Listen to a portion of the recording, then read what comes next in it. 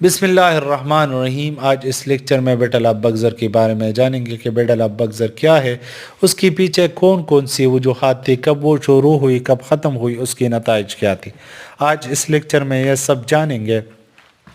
Battle of بگزر 22 اکتوبر 1764 میں بگزر شہر کی قریب جو جنگ چڑھی گئی تھی وہ بیٹل آف بگزر ہے۔ بیٹل آف بگزر جنگ پلاسی کی بات جو 1757 میں لڑی گئی تھی، یہ سب سے امپورٹنٹ ٹاپک ہے۔ جنگ پلاسی کی بات جب میر جعفر کو بنگال کا نواب بنایا گیا۔ میر جعفر ایک غدار شخص تھا۔ وہ جنگ پلاسی کے دوران وہ انگریزوں کو اپنا سیکرٹ بتاتے تھے اور اس طرح جنگ بھی نہیں کرتے تھے جو چاہیے تھا۔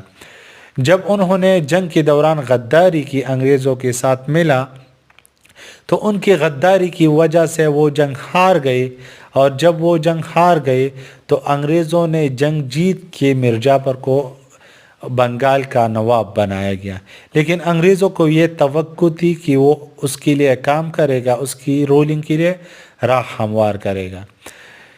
جب وہ وہاں پہ نواب بنایا گیا تو آہستہ آہستہ میر جعفر اس کی توقعات کے خلاف نکلی، تو انگریز اٹھ کے میر جعفر کو وہاں سے ہٹایا گیا، اس کی نوابی ختم کر کے میر قاسم کو بنگال کا نواب بنایا گیا۔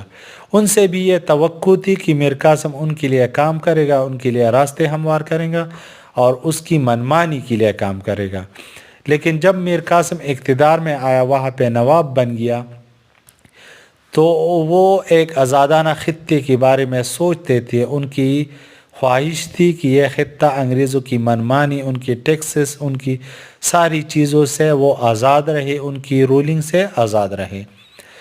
جب وہ یہ سوچتی تھی تو وہ شاہ عالم II جو مغل امپرر تھا اور اودھ ریاست کا نواب شجاع الدولہ کے ساتھ وہ بیٹھ گیا اور ان کو ان چیزوں سے آگاہ کیا کہ وہ ان کی خطے کو آزاد کرے اور انگریزوں کے خلاف یہ تین مل کے جنگ لڑے۔ جب انہوں نے 22 اکتوبر 1764 میں وہ جنگ شروع ہوئی تو انگریزوں کے پاس پروفیشنل آرمی تھی، ان کے پاس ان کی آرمی ویل ایکوپڈ تھی، ان کے پاس جدید اسلحہ تھا، تو اس لیے وہ بھی جو تینوں کی جو آرمی تھی وہ انگریزوں کے خلاف ناکام ہوئی۔ جب وہ ناکام ہوئی تو آہستہ آہستہ جو مغل امپرر تھا انہوں نے دیوانی جو رائٹس تھی وہ بھی پاس کیا۔ یہ 1765 میں پاس ہوئی۔ دیوانی رائٹ جو تھی ان کو ٹیکسز الاؤڈ کی کہ وہ اپنا ٹیکسز کلیکٹ کر سکتے ہیں۔ Thank you.